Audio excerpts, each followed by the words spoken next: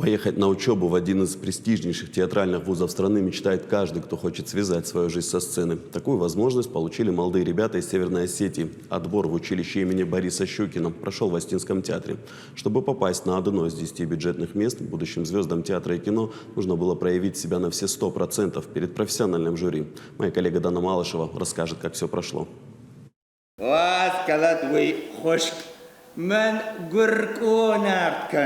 Басня, стихотворение, монолог, проза, танец или вообще импровизация.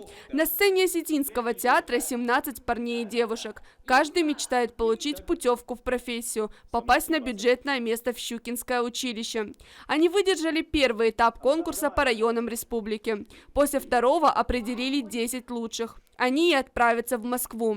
Ожидание, конечно, утомляет, но мотивирует шанс попасть в золотую десятку российских театральных вузов. Я очень волнуюсь, это мой первый опыт. До этого я занималась хореографией, закончила Владикавказский колледж культуры. И теперь решила попробовать себя в актерском мастерстве.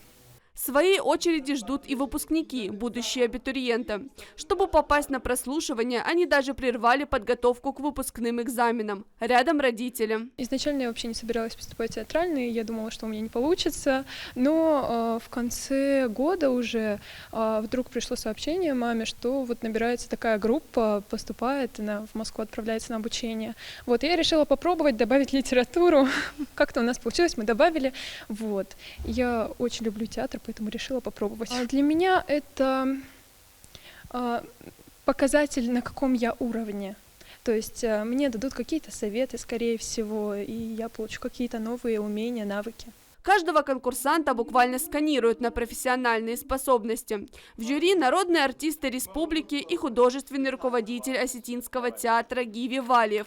Уже сейчас переживают за них, как за будущих коллег. Мы сегодня выбираем себе коллег.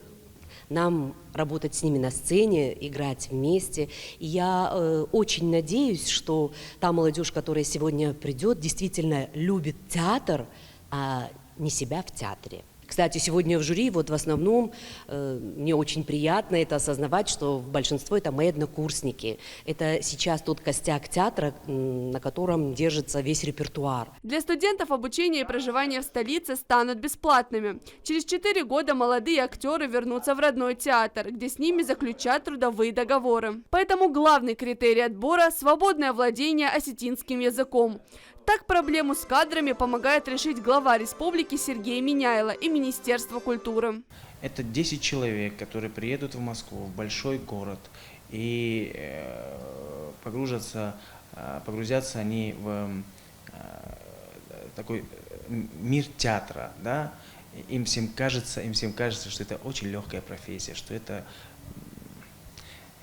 такая романтика, они не понимают, насколько это будет сложно, насколько это будет для них невыносимо в какие-то моменты. Для нас очень важно, чтобы эти люди вернулись обратно и пополнили наши ряды в Осетинском театре. Имена победителей уже известны, а это значит, что коллектив Осетинского театра пополнится новыми талантами. Дана Малышева, Алана Бзыкова, Новости Осетии.